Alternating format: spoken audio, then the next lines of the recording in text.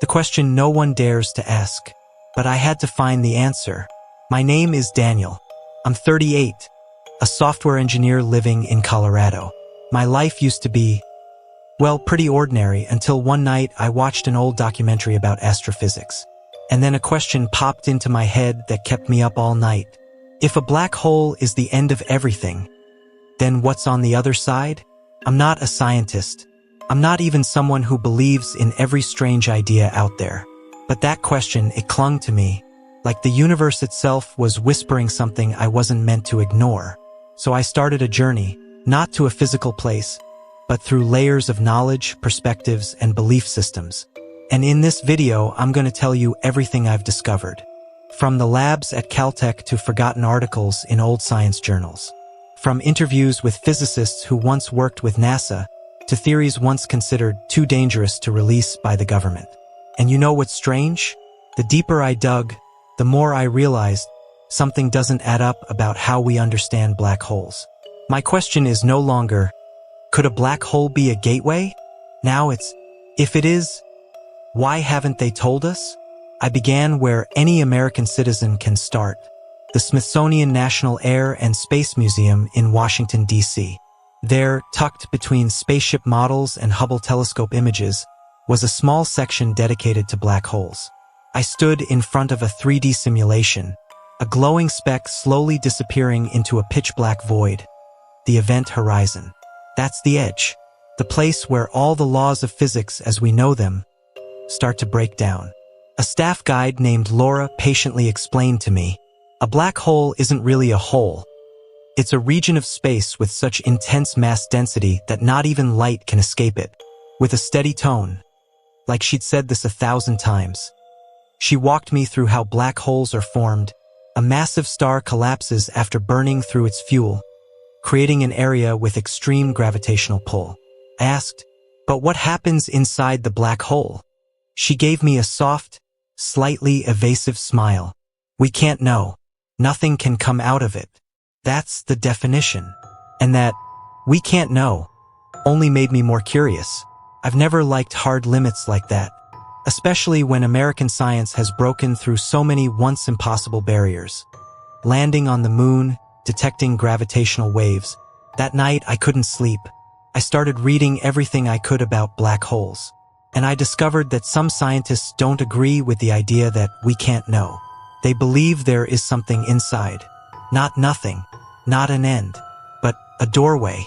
After countless late nights reading through journals like Physical Review Letters and Nature Astronomy, I realized something. Black holes aren't just a topic of science. They're where science collides with the boldest reaches of human imagination. Professor Kip Thorne, a Nobel-winning physicist, once said in an interview with Caltech, a rapidly spinning black hole, in theory, could lead to a white hole somewhere else in space, or even time. Wait, a white hole is the opposite of a black hole. If a black hole pulls everything in, a white hole pushes everything out. And between those 2 points, there could be an Einstein-Rosen Bridge, or what scientists like to call, with barely concealed excitement, a wormhole. A mathematical hypothesis once thought of as pure science fiction is now appearing in actual NASA documents. Some researchers believe that inside the core of a black hole, under immense pressure and energy, space itself could warp enough to connect 2 distant points in the universe. What does that mean? It means a black hole might not be an end. It might be a passage. But not everyone agrees. I had the chance to interview Dr. Eleanor Reed, a quantum physicist at Princeton, over Zoom. She was very direct. It's all just mathematical speculation. We have no empirical evidence. The problem is, no one has ever come back to tell us what's inside a black hole. So I asked her, but if it is a gateway, is it possible that something has already gone through, and we just didn't realize it? She paused, thought for a second. Maybe, but if that's the case, it's no longer physics. It's something else. Something we can't prove. And that's when I felt it. Like I was standing at the edge between 2 worlds. On one side, serious science, built on evidence, formulas, and verification.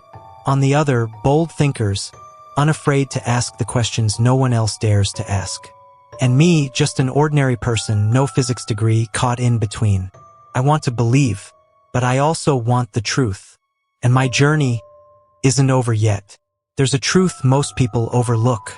Black holes aren't just equations on a chalkboard. They're real entities, photographed, measured, and associated with phenomena we still can't explain.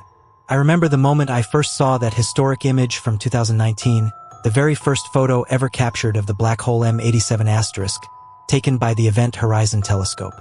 It looked like a ring of fire with a pitch-black core. But what shocked me wasn't the image itself. It was the data that came afterward. I reached out to a researcher at the Harvard-Smithsonian Center for Astrophysics, an old friend named Joe. We'd studied together at MIT. He now works in cosmic radio wave analysis. During a nearly 3-hour video call, he told me, "We once picked up a kind of signal, almost like rhythmic radio pulses, coming from the edge of the black hole. The frequency repeated with stunning precision. That's not what you get from random collisions." I asked, "You mean like Morse code? From space?" Joe shook his head. "Not exactly, but it had a structure. A rhythm we'd never seen before." In 2020, NASA announced another anomaly. This time from the black hole GRS 1915+105. They detected a type of X-ray wave, pulsing in cycles, as if something inside the black hole was oscillating. They called it a heartbeat. A heartbeat from something lifeless, lightless, and supposedly empty? Sounds crazy, but the data doesn't lie. And then, I found something even stranger. A study from Kyoto University in Japan, quietly removed from their official site just months after publication. In it, scientists claim to have simulated the information being emitted from a black hole and discovered non-random patterns. It resembled an encoded data stream, the paper said. They didn't draw any final conclusions, only called it a case for further study. But what I read chilled me to the core. What if there's information inside a black hole? Not just matter crushed beyond recognition, but data, a structure, or even a system? And if that's true, what's controlling it? I suddenly remembered something Stephen Hawking once said. Black holes may not be holes at all. They could be prisons for information. That's when I made up my mind. I had to go further, beyond the accepted facts. I had to seek out those who've seen what no one else dares to admit is real. One February morning, while snow still blanketed my backyard in Colorado, I received an email I'll never forget. The sender, David Keller, a retired aerospace engineer who once worked for Lockheed Martin, a company that partnered with NASA on numerous deep space research projects. The subject line was only 4 words. "We've seen it too." I nearly jumped out of my chair. In a Zoom call that lasted nearly an hour, David recounted an incident from 1997 during a mission to monitor celestial objects from an orbital space observatory. "We weren't allowed to speak about it back then," he said, his voice low and serious. "But one of our gamma ray sensors picked up a moving black hole." I interrupted. "Wait, a black hole that moved?" David nodded. "It wasn't fixed in place like the supermassive ones at the galactic core. This one was moving in a specific direction. And the strangest thing? It was emitting pulses of light, in cycles. I could hardly believe what I was hearing. An object with gravity so intense it bends light, actually emitting light in periodic bursts." David told me the internal report was filed. But a few weeks later, his team was told to close the file. Their instrument was replaced with a new system, no explanation given. Another witness I contacted was Linda Duarte, a former mission control specialist at NASA Ames. She told me about an incident in 2004 during a data session from the Chandra X-ray Observatory. We picked up a signal stream from near the black hole Cygnus X1. At first, we thought it was matter collision noise. But then, there was a pattern of interference lasting exactly 8 minutes and 17 seconds. And it repeated.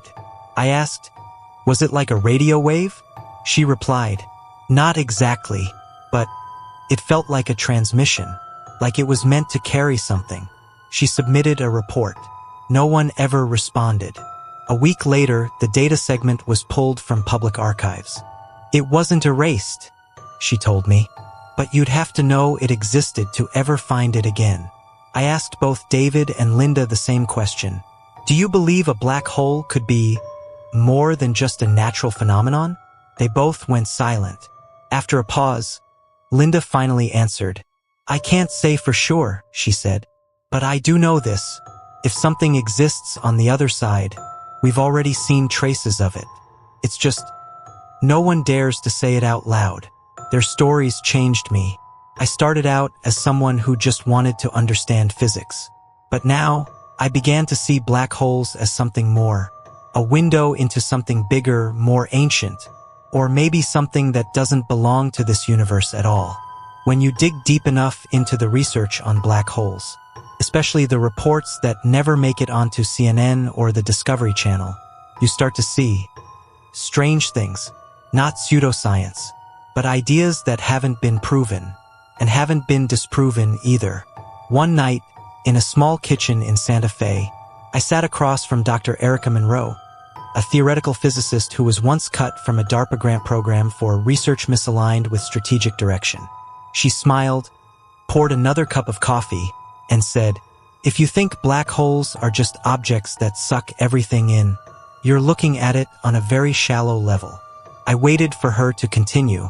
Some mathematical models, unconfirmed, but not disproven, suggest that black holes could be gateways, connecting distant points in spacetime. And if that's true, who's to say nature is the only one capable of making them? She was talking about the possibility of artificial black holes, constructed by a civilization millions of years more advanced than ours. Sounds insane. But Erica wasn't some conspiracy YouTuber. She used to work on the data analysis team at CERN. Imagine an alien intelligence, advanced enough to manipulate gravity the way we manipulate electricity. They could fold space, create tunnels, or even hide inside a black hole to observe us. I felt a chill. Another theory came from researchers at the University of Arizona. A paper once posted on arcs4.org but never peer-reviewed for formal publication. They proposed that some black holes, especially the tiny ones, might not be entirely natural. The way they absorb energy looks like the operation of a massive engine, as if something or someone was burning matter to extract some kind of power. And then there are the time travel theories. In certain models of the Einstein-Rosen Bridge, the precursor to what we now call a wormhole, a black hole could be connected to a white hole, a region of spacetime that expels matter instead of sucking it in. If that's true, then maybe, just maybe, black holes are an entry point for a journey backward through time. NASA once had a secret project codenamed Project Seraphim. According to an anonymous former employee, in a document I found on an old forum, the project explored the possibility of sending signals through spacetime by leveraging the curvature around a black hole. Not to call home, but possibly to call back in time? Now, I'm not saying any of these theories are true, but when you're standing in the middle of the New Mexico desert, looking up at the night sky, and wondering if one of those glowing dots could be an alien observation post, hidden in the darkness of a black hole, one thing becomes very clear. We still know so little about the universe we live in. And maybe, just maybe, the most terrifying thing isn't what the black hole is hiding. It's who might be standing on the other side, watching us. I used to believe modern science could explain everything, until I started asking too many questions about black holes. See, most people think physicists have black holes all figured out. They have equations. They have models. They have computer simulations. But when I asked Dr. Marcus Hale, an astrophysicist at Caltech, he simply smiled and said, honestly, we don't know much. Most of what we do have is theoretical, built on assumptions. Here's the first problem. We can't observe inside a black hole. By definition, no light escapes it. Which means, even if you built a telescope 1,000 times more powerful than the James Webb, you'd still see nothing. We only know black holes exist because of how they affect their surroundings. Light bends. Stars spiral inward. Time stretches. But inside the event horizon, the boundary where space and time collapse, none of our current physics equations apply anymore. The second problem is, Quantum mechanics and general relativity don't get along. Einstein described spacetime as a fabric warped by mass. A black hole is the ultimate dent in that fabric. Quantum mechanics, on the other hand, operates on a subatomic scale, where particles exist in probabilities, not certainties. When these two systems meet, in a black hole, everything breaks down. Stephen Hawking once said, "Inside a black hole, all the laws of physics collapse." We don't yet have a theory that unifies gravity with quantum mechanics, what physicists call the theory of everything. And the black hole, in essence, is the one riddle that theory must solve. The third issue is information. According to the laws of physics, information can't be destroyed. But throw a book or a person into a black hole, and everything is crushed into invisibility. Hawking once suggested that the information is lost forever. But that breaks the fundamental rules of physics. More recent theories propose that the information is still there, stored on the edge of the black hole, like a holographic imprint carved into the event horizon. That idea gave rise to the holographic universe theory, the notion that our entire reality might be nothing more than a projection from another dimension. Sounds like science fiction? Yes, but that's exactly where science is heading. I asked Dr. Hale, if we know so little, then aren't we just living under the illusion that we understand the universe? He laughed out loud. No, we're not living in an illusion. We're living in an unanswered question. It was within those limits that I began to realize a black hole isn't just a tear in space. It's a tear in our knowledge. And sometimes what we don't understand is the very thing most worth exploring. I remember clearly the day everything changed. That night, after hours of digging through NASA research papers and reading Stephen Hawking's reports, I stumbled across a physics forum called physicsfrontier.net, and there, buried among pages of equations and technical jargon, I found a thread titled, "Wormholes Inside Black Holes? Are we looking at gateways to other universes?" I clicked, and just a few lines in, I knew there was no going back. The post was written by an anonymous PhD in physics, signing only as LSD, possibly a nod to the renowned cosmologist George Ellis. He proposed a theory that, at first glance, sounded like something out of a Hollywood script. Black holes aren't the end. They're the beginning. When matter falls into a black hole, it's not destroyed. It travels through an Einstein-Rosen bridge, a wormhole, into another parallel universe. I sighed. Here we go again, I thought. Another conspiracy. But then he started citing real papers, mathematical models, twisted quantum theories, lectures by Kip Thorne, the very physicist who consulted on Interstellar. I started paying attention. The concept of wormholes or space-time tunnels actually dates back to 1935, when Einstein and Nathan Rosen suggested there might be bridges connecting distant parts of space, or even entirely different universes. Think of it like this. Space is a sheet of paper. Fold it. Now punch a hole through both sides. That's a wormhole. You can jump from point A to point B instantly, no need to travel across the surface. That's the idea. The problem is, wormholes would need something called negative energy to stay open, and science hasn't yet proven that such energy actually exists. But still, if the inside of a black hole is where the laws of physics collapse, then maybe, just maybe, that's the only place a wormhole could open. I couldn't stop thinking about it. If that's true, then what's waiting on the other side? Another version of me? A universe where Earth never existed? Or just nothing? That question haunted me for days. I dreamed of falling into a black hole and waking up in a world completely unfamiliar. No clocks, no language, no gravity. I began devouring everything I could find related to the theory.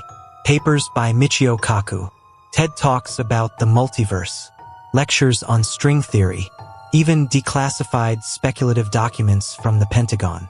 Yeah, I went that far. I no longer saw black holes as graves of light. I saw them as gates, locked behind laws of physics we're not yet smart enough to pick. And suddenly, the real question wasn't, can we escape the pull of a black hole? But rather, do we dare go in? The The moment I started sharing what I'd learned with friends in a university science discussion group, even on a Reddit forum dedicated to physics, I wasn't met with curiosity. I was met with mockery. Bro, you've watched Interstellar one too many times. Say hi to the Marvel Universe for us. Black holes are the universe's trash cans. What kind of gateway are you talking about? And the worst part? Some actual physicists weren't on board either. I emailed a professor of astrophysics at Caltech, someone whose lecture on rotating black holes, Kerr black holes, had been mind-blowingly deep. His reply floored me. Mathematically, wormholes could exist, but physically, there's no evidence they're stable or traversable. Black holes are such extreme environments that any assumption about a gateway is just unverified speculation. Then there was a Zoom call with a friend who works on a NASA research team. When I asked if scientists were secretly studying the potential for black hole traversal, he burst out laughing. If we had something like that, man, I wouldn't be sitting here talking to you. And I sure as hell wouldn't still be making payments on my Toyota. I get it. The world of science has boundaries. But what bothered me the most wasn't the rejection. It was the hesitation. Some of the people I asked didn't want to dig any deeper. They said, black holes are still a mystery, but that's a job for geniuses, not us. I found that strange. Why? Why shouldn't we ask questions? Why are we afraid of imagining? I began to realize something. Mainstream science, especially in the US, is sometimes too obsessed with what can be immediately proven. If it can't be recreated in a lab, measured in concrete units like feet, miles, Kelvin, or megapascals, it's often dismissed as unserious science. And wormholes, those purely theoretical gateways no one has ever seen, naturally fall outside that circle of light. But does that mean they don't exist? If someone in the 14th century claimed there were islands on the other side of the ocean, places not yet mapped, they'd be called insane. Until Columbus sailed out and found them. Maybe wormholes are the next America. No one knows for sure, but someone has to be crazy enough to believe and go looking. I started to understand that the next step wasn't about convincing the scientific establishment. It was about proving, even indirectly, that these theories are worth exploring. And to do that, I needed to find a physical clue. Something real, tangible, and strange enough to make anyone stop and ask, is there more inside a black hole than we've imagined? I met him at a small science symposium in Santa Fe, New Mexico. The event took place in a university library. No cameras, no press, just a few dozen attendees, mostly professors, grad students, and a few curious nobodies like me. The talk was titled, Space-Time Dimensions, Unreleased Findings from the 1975 to 1990 Space Program. The speaker was an older man with silver hair, wearing a gray-brown coat, thin but sharp-eyed. His gaze practically burned like a laser. His name tag read, Dr. Alan Keats, former theoretical physicist, Defense Advanced Research Projects Agency, DARPA. DARPA. Just the mention of it shifted the energy in the room. As he began describing hypothetical models tested during the Cold War, I felt like I'd stumbled into a real-life version of the X-Files. He spoke of off-the-record research carried out outside the bounds of NASA, where theoretical physicists were funded to map out scenarios for what might happen if an object traveled through a black hole. I remember the exact line that made the entire room go silent. We never intended to send anyone through a black hole, but we did simulate it using quantum computation, and some results showed that matter wasn't completely destroyed. It was dispersed into forms of existence classical physics couldn't explain. Someone in the audience snapped, "Are you saying you teleported matter into another dimension?" Dr. Keats just stood there, silent for a moment, then smiled. He didn't confirm. He didn't deny. After the seminar, I followed him out to the courtyard. To my surprise, he didn't brush me off. In fact, he offered me a seat on a bench and lit a cigar. I asked him directly, "Doctor, do you believe black holes are gateways to another universe?" He looked at me, eyes like they'd seen through time itself, then said slowly, "I'm not allowed to believe. I'm only allowed to work with probability. And there are equations, data outputs from those simulations, where the probability is higher than the chance the sun will rise tomorrow morning." I shivered. Not because he sounded like a movie character, but because he said it so calmly, like it was simply true. Dr. Keats handed me an old business card. On the back, in fading ink, was a handwritten note. Some things can't be published, but they still exist. Then he stood up, waved, and disappeared into the New Mexico desert night. I sat there for a long time. My head was spinning, but my heart had never felt clearer. I knew I had just heard something real, something from a man who'd once stood at the very edge between mainstream science and everything no one dares to speak aloud. From that moment on, I stopped asking if. I began asking, how, where, and most importantly, has anyone ever crossed over? When I looked into the people who had once worked with Dr. Alan Keats, I found a faint trail. A small international research group studying something called photon echo anomalies, unusual light response patterns detected near the edges of black holes. Leading that group was a young American physicist named Dr. Helena Cross, who had quietly stepped away from academia after one of her papers on strange spectral readings from the black hole Sagittarius A*, was retracted for lack of experimental basis. A few emails, one Zoom call, and a 14-hour flight later, I arrived in northern Chile, near the edge of the Atacama Desert. The observatory where Dr. Cross was working wasn't public. No signs, no tour guides, just a bumpy dirt road leading to a cluster of astronomical instruments that looked like they belonged in the movie Arrival. Helena met me wearing a dark windbreaker, her face showing zero surprise that a stranger had come all the way out here to ask about black holes and parallel universes. If you came here looking for confirmation, she said, then I've got nothing for you. But if you came to listen to things no one dares publish, then come in. She led me into a small room filled with monitors, spectral data readouts, and images of light captured from the galactic center. We picked up this strange signal last September, she said, pointing to a broken segment of a light wave, what she called a spectral phase discontinuity. Normally, light near the edge of a black hole bends because of gravitational distortion. But here, it looks like the signal was cut off, then reappeared, like something absorbed it, then released it somewhere else. I sat there frozen. There's no classical physics model that explains light disappearing and reappearing like that. Helena pulled out another stack of documents. Part of it was stamped in red, confidential, internal use only. I sent this data to a team in Europe. They refused to even look. Then to a NASA-affiliated institute, no response. But 2 weeks later, someone showed up at this station and told us to stop monitoring that region of space. The government? I asked.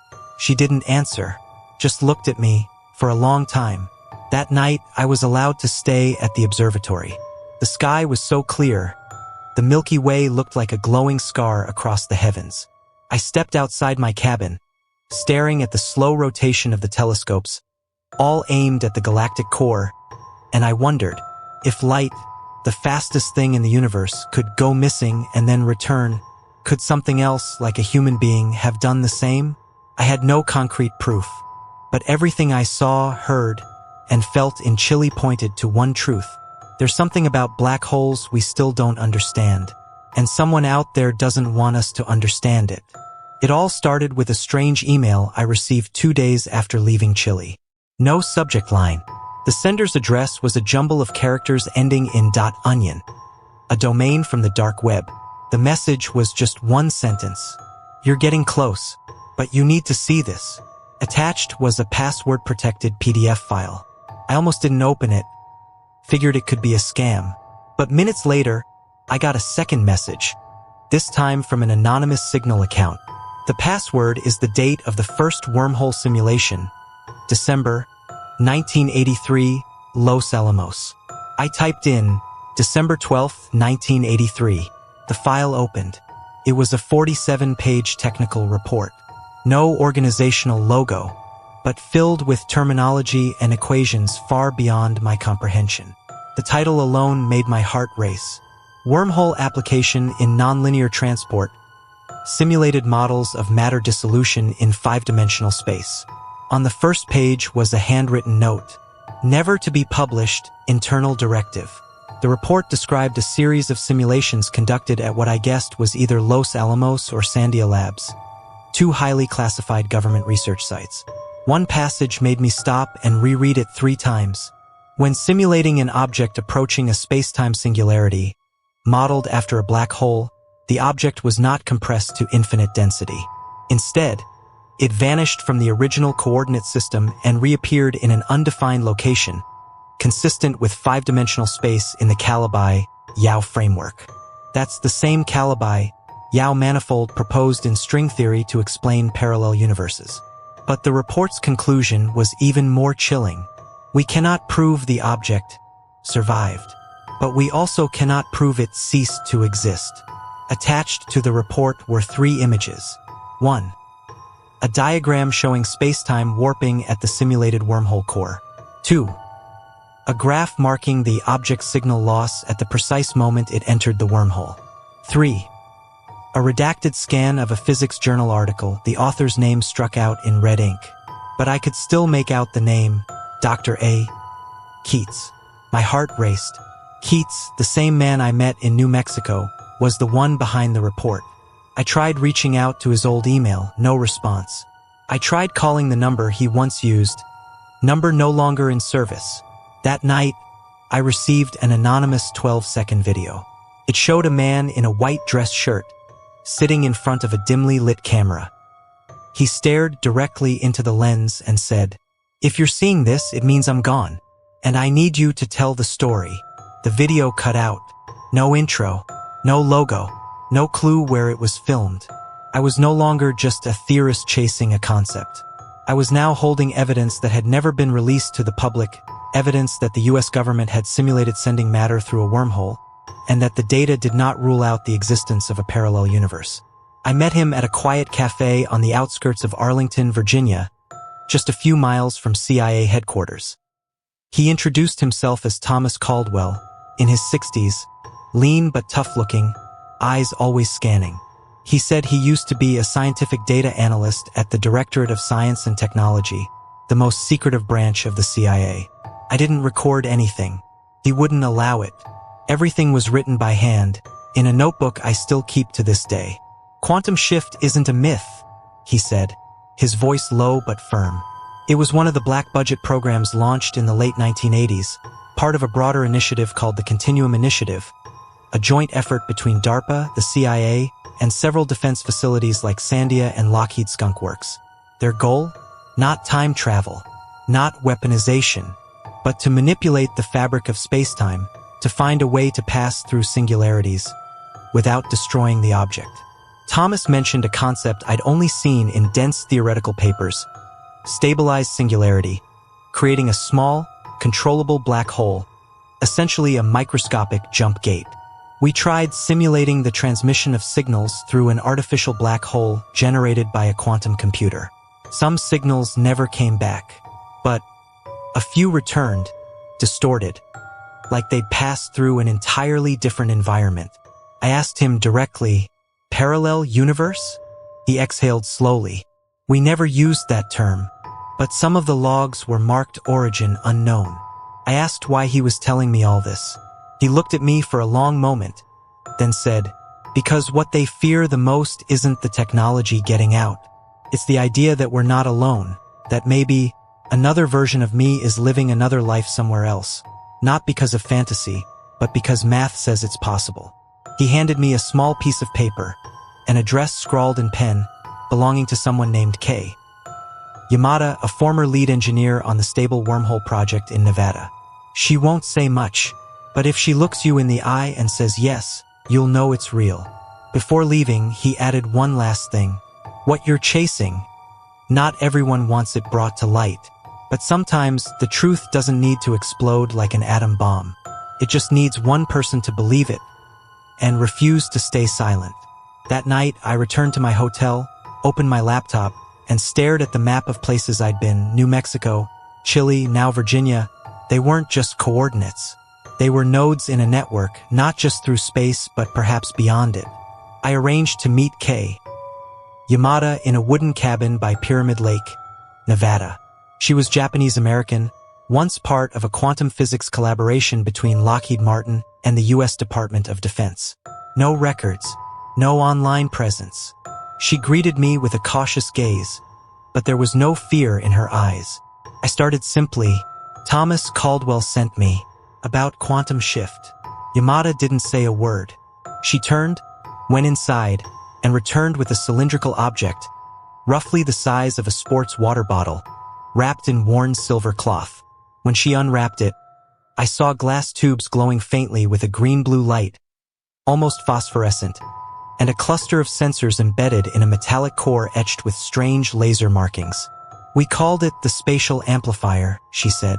According to Yamada, during a 1997 experiment at the Tonopah base, they used this device in a vacuum chamber to attempt to stretch spacetime using controlled electromagnetic frequencies. Everything went according to plan, until the light inside the chamber disappeared completely for 3 seconds, as if space had folded in on itself or opened up. After that, every surrounding instrument recorded interference. One atomic clock drifted by 6 milliseconds, a tiny amount, but one that should have been impossible in a controlled environment. We reviewed the data. Something entered that space or exited it. But we couldn't prove what it was, because all we had was a fragment of radio signal, a code sequence resembling SOS, but it didn't match any Earth-based encryption language. I asked, "So why was it buried?" Yamada gave a dry, tired laugh. Because a week later, the Department of Defense ordered the project shut down. The research team was split up and reassigned. Some members disappeared. I only managed to hide this device before they came to confiscate everything. What she showed me wasn't just hardware. It was also raw data, stored on an old external hard drive that could only be accessed using an outdated computer. Inside, I found a resonance chart showing frequency levels only possible in 5-dimensional space. A thermal image showing a cold, dark patch, no heat, no light, like a tear in space. I left Nevada with the hard drive and my promise to keep her identity secret. But something in me had shifted. This was no longer science fiction, not a thought experiment scribbled on a whiteboard. I had held in my hands what might be the first physical evidence that humanity had once punched a hole through the veil between universes. I flew to Houston, Texas, home of NASA's Johnson Space Center, with Yamada's hard drive in my backpack, kept close to me like a second skin. My goal wasn't the current scientists. They were locked behind thick NDAs and bureaucratic security layers. Instead, I tracked down a retired technician named Gregory Hannigan, who once oversaw satellite and space telescope data transmissions in the late 90s. I found him at the Rice Village Public Library, where he still came to read physical newspapers and refused to use a smartphone. After a few minutes of cautious small talk, I dropped the phrase, "spatial signal distortion." Mr. Hannigan paused for a moment. "Have you ever heard of Echo 98? He asked. I shook my head. He told me that on April 5, 1998, one of the radio telescopes tasked with monitoring space near the V616 Monocerotis black hole cluster received a signal lasting 7.3 seconds. It was a stream of radio waves with no recognizable pattern. Not a gamma burst, not a neutron star signal. The frequency was strangely shifted, as if it didn't belong to any normal 3D frame of reference. At first, NASA assumed it was interference. But then they discovered something no one expected. The signal matched 98% exactly, a data transmission that had originated from Earth, but was sent back in 1972. Gregory said that a few days later, a closed-door meeting was held at the center. No minutes recorded. And notably, a call came in from the administrator's office in Washington ordering all data to be frozen and the logs deleted from public archives. But Hannigan, ever the curious type, secretly kept a backup. He let me see a portion of the original encrypted recording. It was a stream of symbols nearly identical to the one picked up during Yamada's experiment. The terrifying part? The time delay and frequency shift could only occur if the signal had been bent through spacetime. I asked, "Where did the signal really come from?" Hannigan replied, without blinking, "If I said it came from another dimension, would you believe me? Because I haven't found any other explanation. It didn't reflect. It didn't bounce. It felt like it was sent directly from the other side, if such a place exists." Before we parted ways, Gregory handed me a small flash drive. I've held onto this for nearly 30 years, but maybe it's time someone else carried the search forward. That night, I stayed at a small hotel near NASA. I opened my laptop and played the audio file extracted from the Echo 98 signal, and I couldn't believe my ears. A voice, not clearly human, but definitely not random static. And at the end of the audio, just barely audible, the word home, faint, distorted, but enough to send chills down my spine. If this was a message from another universe, then they or it may be trying to contact us. And maybe they were once us. I left Houston with Gregory's flash drive tucked tightly in my chest pocket. It was only a few seconds of signal, but it echoed in my mind like a whisper across the vast darkness of space. Weeks later, I tracked down a name I'd seen mentioned in theoretical physics papers. Dr. Lena Aravind, a scientist who had once worked at CERN and was now teaching at the University of Chicago. She was one of the pioneers in the study of higher dimensions and brain cosmology. When I played her the Echo 98 signal, her eyes narrowed. "If this is real," she said, "it could be the first evidence that information not only travels within space-time, but reflects between parallel dimensions." I didn't fully grasp it. She continued, "Imagine our universe is like a sheet of fabric, and there are millions of other sheets parallel, stacked closely, but never touching directly. However, if there's a ripple in the structure of space-time, say, from a black hole or a high-energy experiment, two sheets can briefly graze each other, letting information leak from one side to the other." I asked, "You mean the signal didn't come from our universe?" "Either that or it's a copy. Or worse, it's us, from another branch of reality, trying to send a message back." She told me that in July 2012 at CERN during a proton collision experiment at 8 TeV, close to the theoretical threshold for micro-black hole formation, a fringe research team recorded an abnormal fluctuation in a neutrino detection system. What's strange? The waveform characteristics of that signal were nearly identical to Echo 98, off by just 11 degrees in phase, almost like a mirror reflection. I pressed her, "But why just a few seconds of signal? Why not a clearer message?" Dr. Aravind grew quiet. "Because we still don't understand how they or us in that other universe are sending it. The language might not be words, but frequencies, patterns, rhythms. And more importantly, time might flow differently over there." I thought about the word home that Gregory had extracted from the signal. If that's real, was someone trying to return? Or worse, warning us not to repeat their mistakes? Right now, my head was swirling with theories. Maybe CERN wasn't just probing dark matter, but knocking on doors to dimensions we're not ready to enter. Dr. Aravind left me with a final question that haunted me the entire night. If you could hear an echo of yourself, but it was you in another universe, desperately trying to warn you, what would you do? Believe it? Ignore it? Or send back an echo of your own? I returned to the US in the bitter cold of January, carrying stacks of notes, document copies, and that fleeting signal called Echo 98. From a chance meeting with an engineer in Houston to whispered conversations with physicists in Switzerland, I was beginning to realize I wasn't just investigating black holes anymore. I was standing at the threshold of a revolution in how we understand reality. I spent hours every day connecting the dots. Multidimensional universe models, high-energy experiments, anomalous signals from space, and even missing persons cases around theoretical mini-black holes. Different in context, yes, but they all had one thing in common: the appearance of anomalous voids, zones where physics no longer seemed to obey its usual rules. I went back to see Dr. Harold Monroe, the first person who had ever told me, a black hole might not be an end, but a way out. This time, he wasn't as cautious as before. "We're approaching the edge of a new frontier," he said. "We used to think there was only one universe. But now, with every new piece of evidence, from LIGO's gravitational wave data to variations in the cosmic microwave background, the possibility of a greater cosmic superstructure beyond our current understanding is becoming harder to ignore." I asked, "And black holes? Are they the gateway?" "Possibly.